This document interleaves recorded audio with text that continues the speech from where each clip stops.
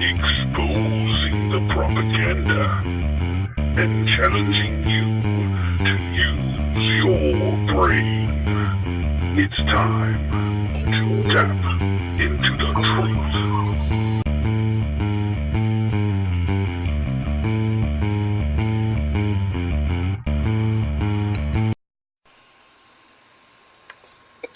Mr. Speaker, the President decided to raise energy prices on all Americans, which adversely affects the poor the most, and he didn't ask Congress.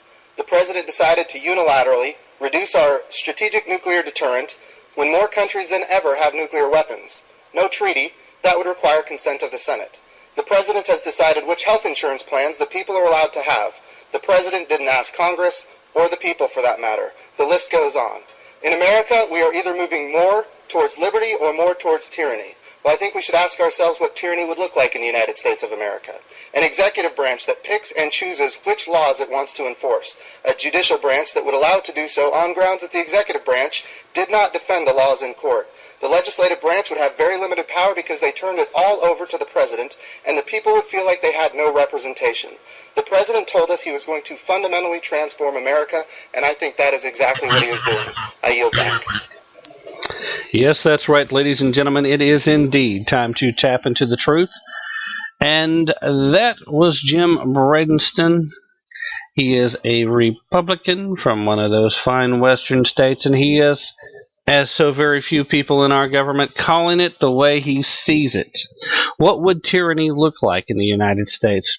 It looks a lot like what's going on right now. Our rights as citizens is under attack, although there's a strong effort by the current administration, aka regime, to offer and extend those guaranteed rights to non-citizen enemy combatants. It's time that we take a long, hard look, ladies and gentlemen, at what constitutes our freedoms.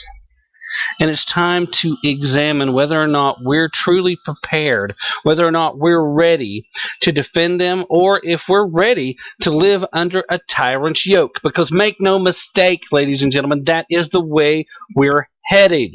That is the direction that this country is going right now.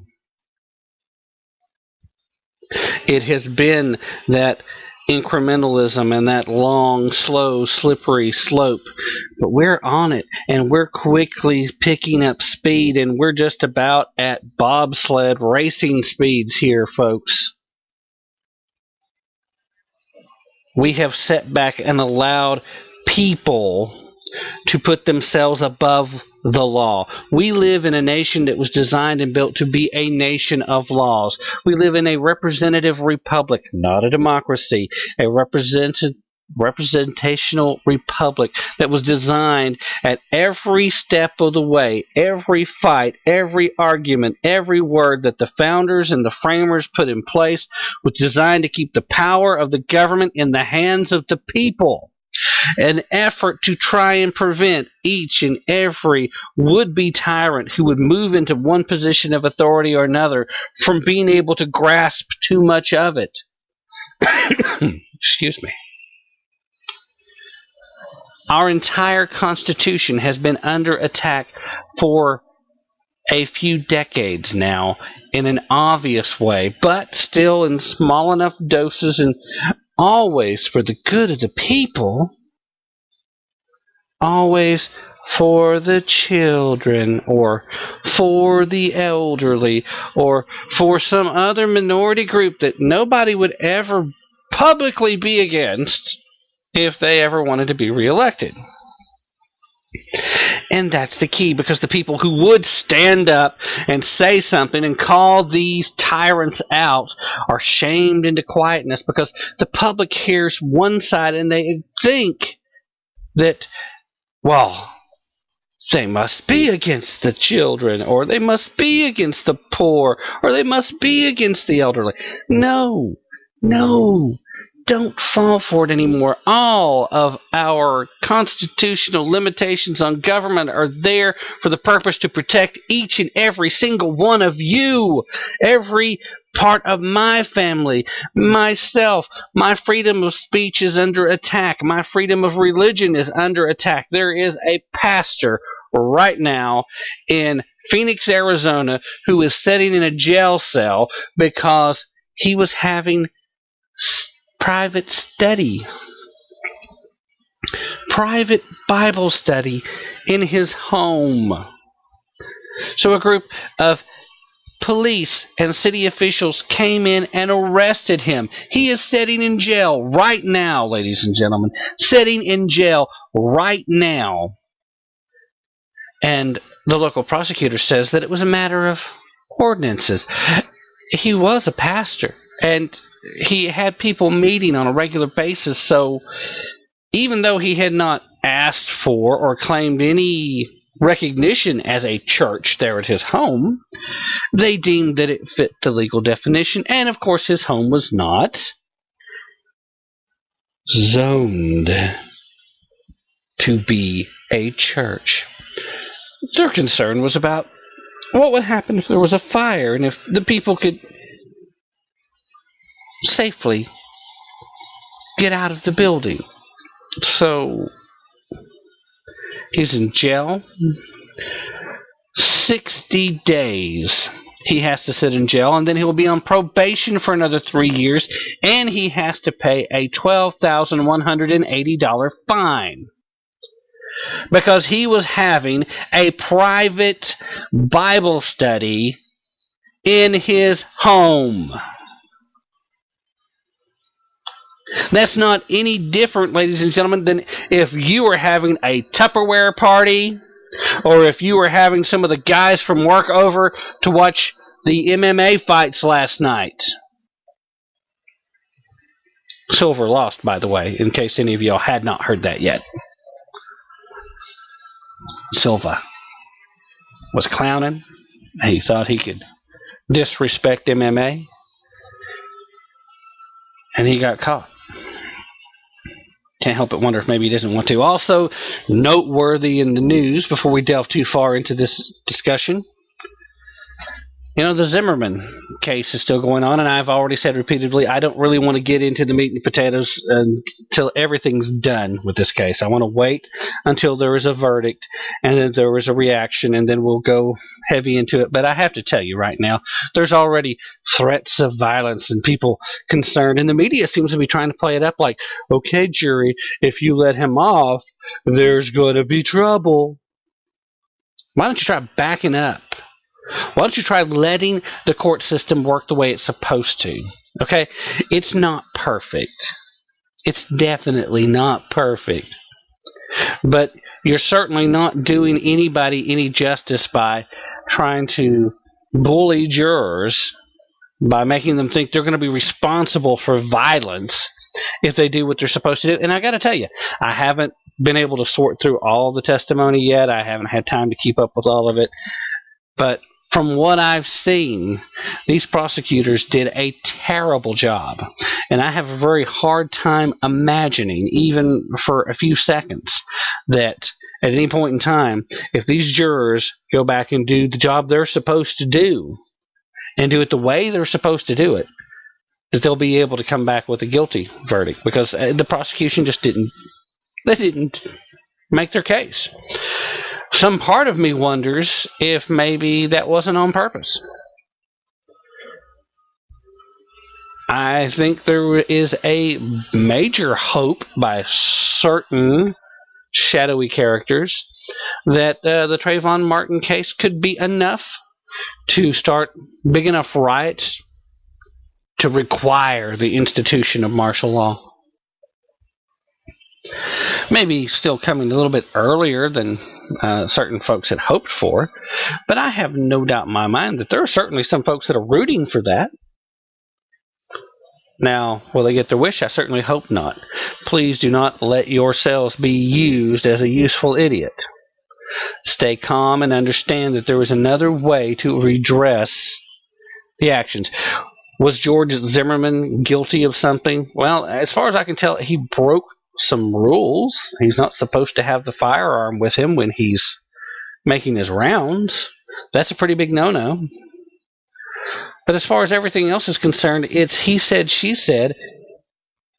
And quite honestly, I think that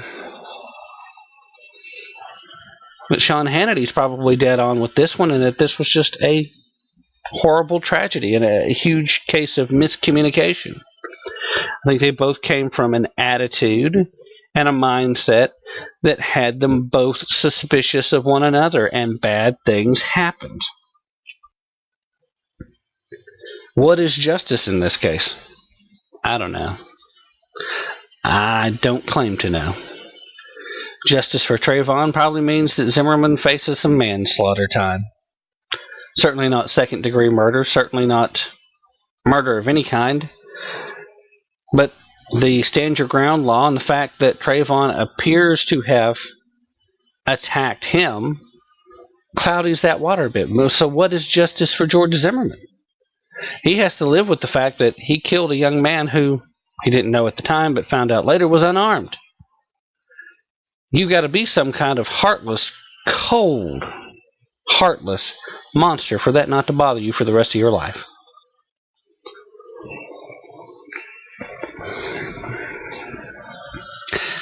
So, I don't want to get into that too much. Snowden has been offered, he's been offered asylum in 3 different locations now, Venezuela being one of them. What a surprise. That's, again, something else that I would rather go into. I tend to think that, while I'm a bit on the conspiracy theorist side on this one, I don't think Snowden is who he's being sold as. I think he's working for the NSA this whole time, and I'll go into that at a later show. But in the meanwhile, today we're talking about the Second Amendment. Why? It's the 4th of July weekend. You know, we're leaving Independence Day, and we're about to have to go back to work next week and put all this behind us. But we have known for some time that we have had our constitutional rights slowly eroding from us. And it's almost all based on false arguments. So what I wanted to do today is put some of these arguments to rest. If there's anybody out there reasonably wanting to debate this, reasonably wanting to think about it, here's the points that you really need to keep in mind. Okay, first and foremost, what exactly does the Second Amendment say? Now, the Second Amendment is part of the Bill of Rights. In case you didn't know that, it is, in fact, the second part of the Bill of Rights, included to the United States Constitution. There was a huge debate on whether or not to have a Bill of Rights, because the fear was, among the framers, that people would get the misconception that if it wasn't listed here, then they wouldn't have those rights, which is why they took great care to multiple times remind you that if it's not specifically mentioned here, that means the government doesn't have the right to do it, but that the states and the people still have the rights and authorities that are not mentioned specifically. The Second Amendment is a hot-button issue because it talks about the rights of gun ownership. Here's exactly what it says. A well-regulated militia being necessary to the security of a free state. The right of the people to keep and bear arms shall not be infringed. That's it. See? You didn't have to be a lawyer. You didn't have to be a constitutional scholar. This makes sense. This is straightforward. This is easy. Now, the problem is that there's a lot of the gun grabbers out here that want to try and convince you that the preamble part of this amendment takes away individual rights to ownership. How is that possible? Keep in mind, the amendment itself is the right of the people to keep and bear arms shall not be infringed. The preamble to this, it's an explanation. It's a way of telling you why they're doing this. See, at one point in time, legislatures actually believed they had an obligation to explain to the people why they were doing what they did, so that you could either agree or disagree and take steps to do whatever you felt necessary. So a well-regulated militia being necessary to the security of a free state is why they were saying that the right of the people to keep and bear arms shall not be infringed. It's a preamble. It's not the only reason why you won't have your right taken from you. It's simply them saying, this is the primary reason we feel it necessary. But this is the loophole that the gun grabbers keep trying to say, because they want to try and make you think that they have a right to take their guns from you, to take your guns from you, because of the preamble.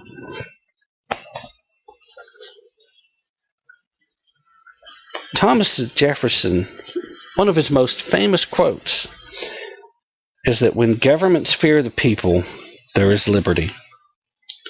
When the people fear the government, there is tyranny.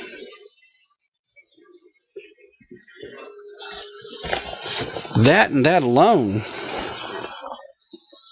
explains to some great extent why people would be opposed to an individual right to gun ownership. These people understand, just like King George discovered, that an armed populace is a populace that will not be pushed around.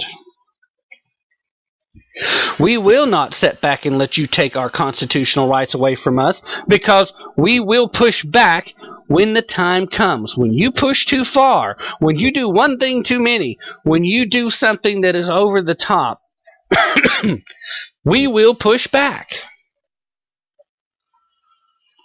Well, see, now I've just committed a crime of hate speech, and I'm now spouting off ultra-right-wing fanatical ideology. All I'm doing is telling you exactly what a lot of Americans are feeling right now, and that this government continues to push ever further and ever deeper in taking away and stripping away the rights that we've been guaranteed through our Constitution. And what makes it worse is we see these same rights being bestowed on enemy combatants that are trying to kill Americans and destroy this country. And that confuses some, angers others, but makes certain so-called progressives smile.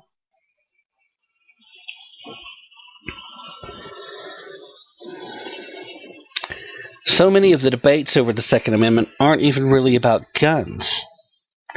They're really about big government against small government, rights versus responsibilities, and ultimately about where the balance of power in America should reside, the politicians or with the people.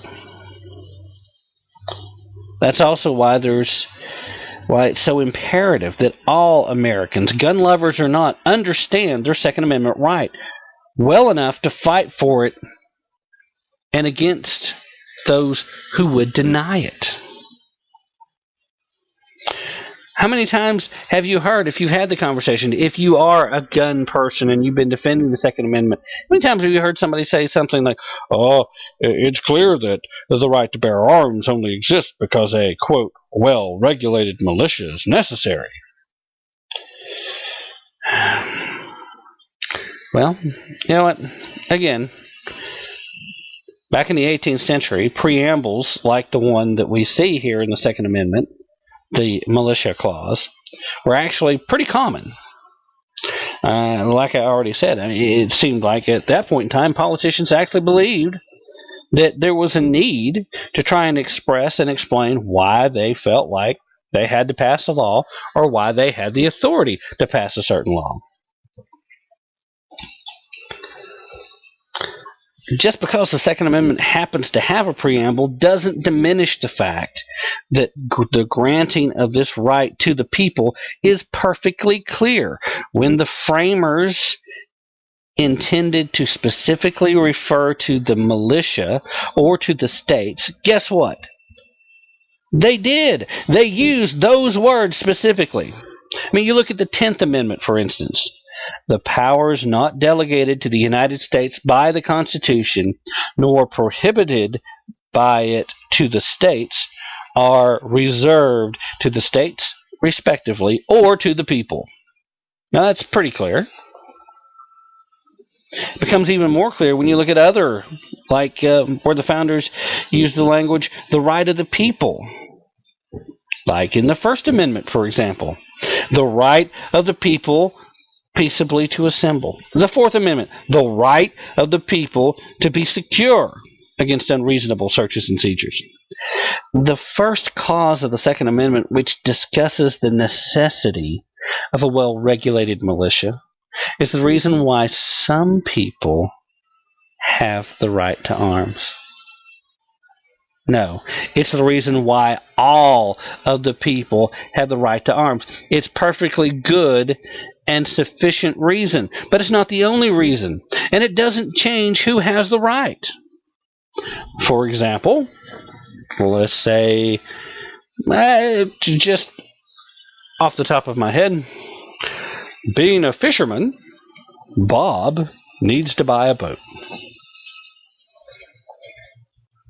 Does that mean that Bob should buy a boat only if he fishes, or only if he fishes for a living, if he has to be a professional fisherman? I mean, what if Bob likes to water ski?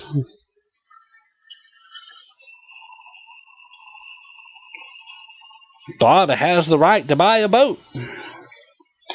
The fact that we quantified and said, for the specific reason it makes it more necessary, doesn't negate the fact that it's necessary for Bob if he wants to enjoy these other things that he's doing. Being a fisherman's a great reason for getting a boat, but it isn't the only reason, and in fact, it doesn't even have to be true. What if Bob is actually allergic to fish? What if Bob is an accountant who happens to enjoy sailing on the weekends? Or what if Bob is a strict vegan, but he loves to scuba dive? Would the above-mentioned statement mean that Bob doesn't have the right to go buy a boat? In the same fashion, the militia clause of the Second Amendment doesn't have to be true for the rest of the statement to stand. Now, this is legal precedent for preambles. Just like the preamble to the Constitution itself, it doesn't give the government any authority to proceed any of those things that are laid out in the preamble. It's simply an explanation of why the people took the time to bother with the Constitution. We, the people of the United States, in order to form a more perfect union, to establish justice and ensure domestic tranquility, provide for the common defense, promote the general welfare, and secure the blessings of liberty to ourselves and our prosperity, do ordain and establish this Constitution. That preamble every school child should know, have memorized, and be able to repeat on command. But at no point in there does it actually give any authority to the federal government. It's simply an explanation of why the framers felt it necessary to limit the power of the federal government. And this is the same. The militia clause in the Second Amendment doesn't have to be true for the statement to stand. What if a well-regulated militia is not necessary to the security of a free state? The framers believed that it was. You can probably find examples of why it would not be, but the framers felt that it was. Therefore, they laid that out as their primary reason for offering up this uninfringible right. The idea here is that you're talking about a preamble. But after the preamble, it states quite clearly that the right of the people to own and bear arms shall not be infringed. It doesn't even specifically say men, does it? Now, in today's modern language, suggesting such a thing would be outrageous. But let's dig a little deeper into what a militia was at the time, shall we?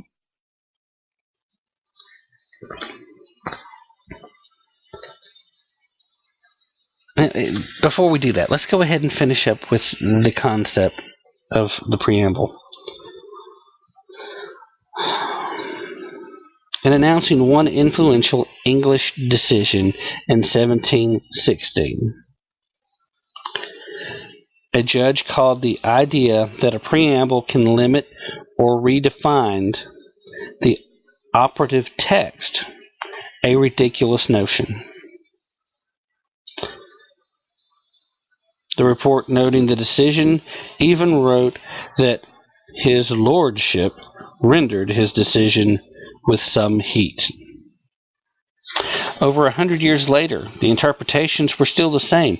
A mid-19th century legal treatise explained that, quote, when the words of the enacting clause are clear and positive, recourse must not be had to the preamble.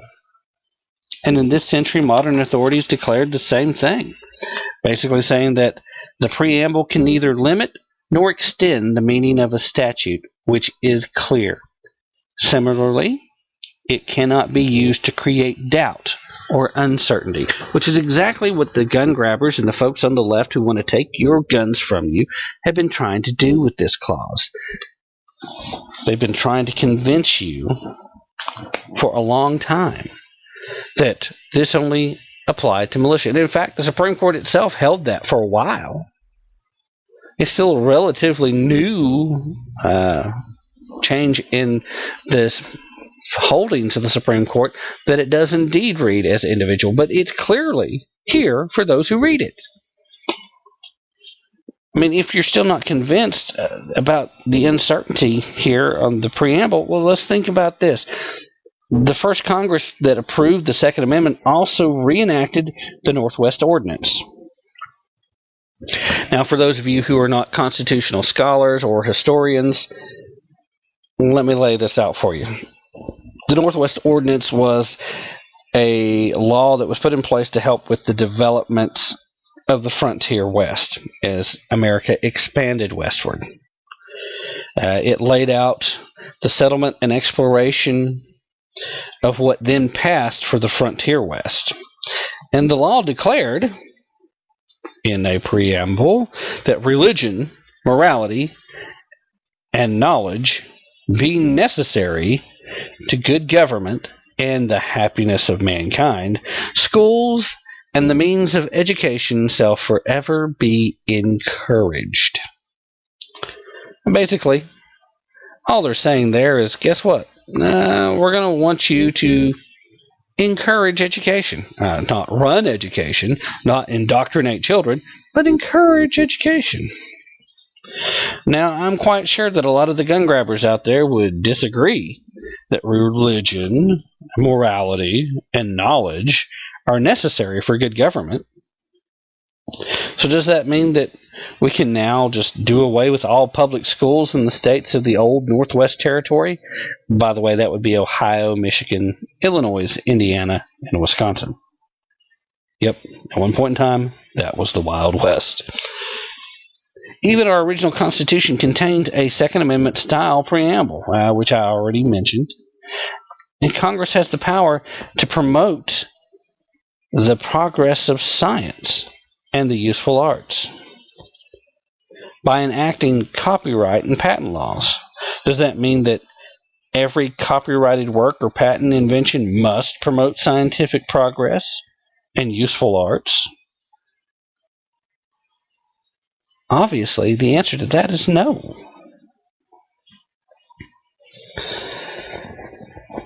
And we've heard linguists say that the placement of commas in the Second Amendment change what it means. So, the truth of the matter, though, is that the science of linguistics had not yet been invented by Noam Chomsky at the time the Second Amendment was written, but the rules of interpreting legal language were well understood. Our gun-grabbing friends are not the only people who make bizarre arguments about punctuation, capitalization, and format. Not only of the Constitution, but the constitutional amendments that they don't like. I mean, so do tax protesters, many of whom believe the 16th Amendment, which permits Congress to levy an income tax, wasn't legal or wasn't legally ratified because of alleged errors and inconsistencies in the typography of the text. People who advance those kinds of arguments generally end up being able to have a lively debate over their insanity in the same place, federal prison. You don't get a pass from the tax collector, I promise you. But trying to rely on that type of punctuation-based gobbledygook to try and contradict plain meanings of the Second Amendment defeats the key purpose of having a Bill of Rights in the first place. If St. George Tucker, one of the leading legal scholars of the Second Amendment's day, had said, a Bill of Rights may be considered not only as intended to give law and assign limits to government, but as giving information to the people, so that every man of the meanest capacity and understanding may learn his own rights and know when they are violated. Tucker may have grossly overestimated the intelligence and meanest capacity of some people. Bottom line is, some folks just don't get it, and unfortunately our public schools have went to a location where, despite some teachers' best efforts, it's still a place where just not a lot of education is going on anymore. The whole idea of education has changed to an extent. There are probably a lot of students that would have a hard time reading the Second Amendment and understanding what it means. The gun grabbers like to fantasize that the founders used militia to mean a government-organized military unit. But that's just not really the case. I mean, we've really changed what the definition of militia is.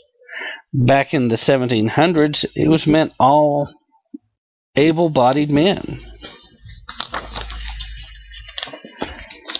The Constitution gave Congress the power both to raise and support a national army and also to organize the militia. The army had to be raised because it didn't naturally exist in society. But the militia, on the other hand, only had to be organized. Why? Because it was a pre-existing concept. In debating the Constitution, George Mason famously asked, "Who are the militia?" Surprisingly to a lot of Democrats today, his answer didn't include camo-clothed, beer-drinking rednecks. It didn't include talk radio listeners. It didn't include Ron Paul supporters. In fact, Mason was asking a rhetorical question. The militia, he said, consists now of the whole people. And they still do. Hundreds of years ago, people feared the idea of a permanent standing army because their experience had led them in times of peace that standing armies would occupy themselves by repressing the citizenry.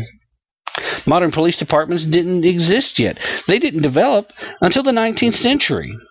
So with no army and no cops, peace and order were maintained by the militia, a group of ordinary civilians who were expected to use their own arms to defend the community. The Supreme Court long ago explained that the militia system implied the general obligation of all adult male inhabitants to possess arms and, with certain exceptions, to cooperate in the work of defense. And went on to say that the militia are not troops or standing armies, but civilians primarily, all males physically capable of acting in concert for the common defense. So the definition of militia still extends to gun ownership. The court held that it expected men to own it. But even here, it doesn't say that the militia was exclusively men. So, the rights of the people, all of the people, to own and bear arms. are established through, even if you require the regulating of a militia. And we'll get to regulating here in a minute. But James Madison, the author of the Second Amendment, plainly understood that the militia meant able-bodied civilians. Dismissing fears that a federal army might become as oppressive as the English redcoats, Madison noted that America had a militia amounting to near 500,000 of citizens with arms in their hands.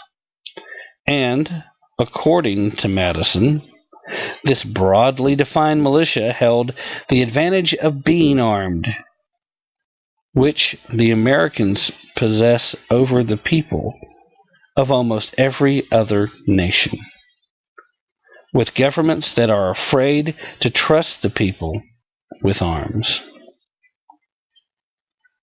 It might be difficult to imagine today, but during the Revolution, cities like Boston and New York had accurate, quality newspapers. The Boston Evening Post once reported that the total number of the militia in the large province of New England is upwards of 150,000 men, who all have and can use arms.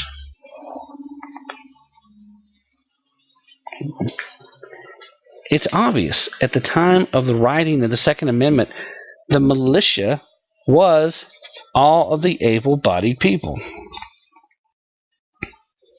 The colonies and then the states, and now the federal government, have long declared exactly which part of the population might be organized as militia. Today, federal law defines the militia of the United States to include all able-bodied males from 17 to 45 and members of the National Guard up to age 64, but excludes those who have no intentions of becoming citizens or active military personnel. Translation, that means that every able-bodied guy of a certain age who isn't in the military is in the militia. That's what the whole civil service sign-up thing when you turn 18 is all about. Once you sign that, you're in the officially recognized militia. So you have the right, you're actually expected by previous decisions of the Supreme Court to have firearms of your own that you can use to help defend the country.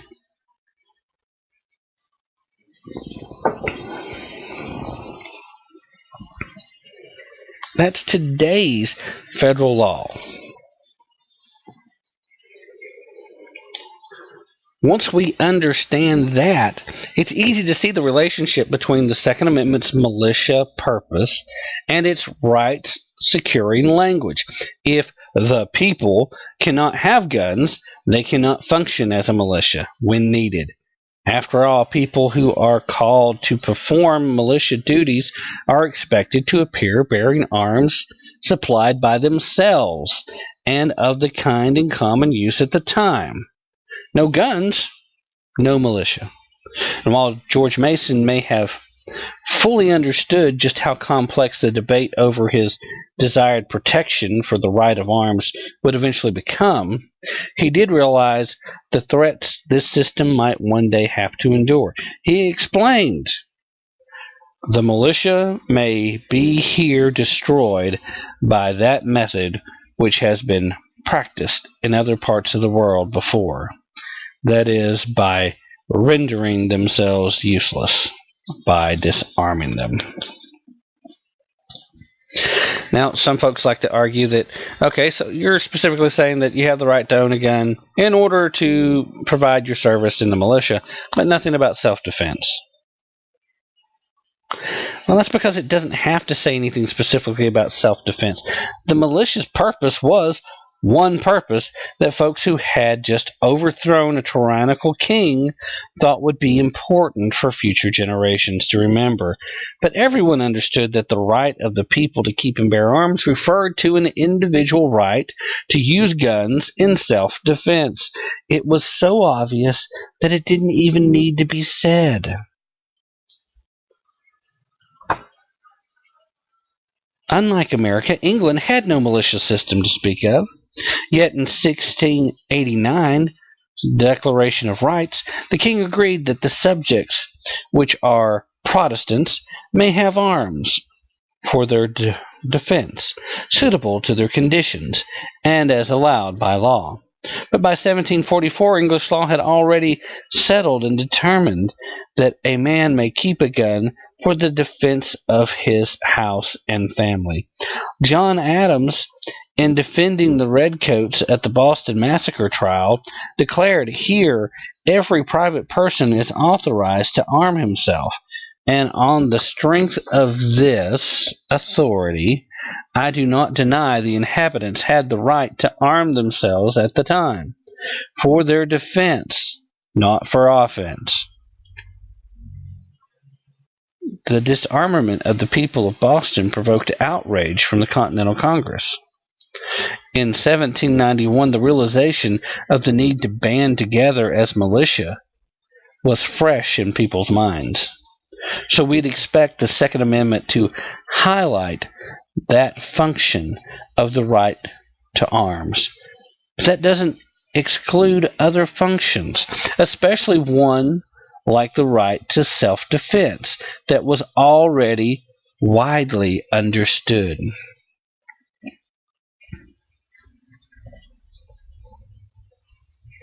Now, the folks that want to make the argument about well-regulated. Okay, now, it irritates me because they seem to think that this means, it doesn't mean just the regular standing militia. It has to be a well-regulated. That means it has to be military. Now, I know this is hard to believe, but in 1791, America was a much more free country than it is today.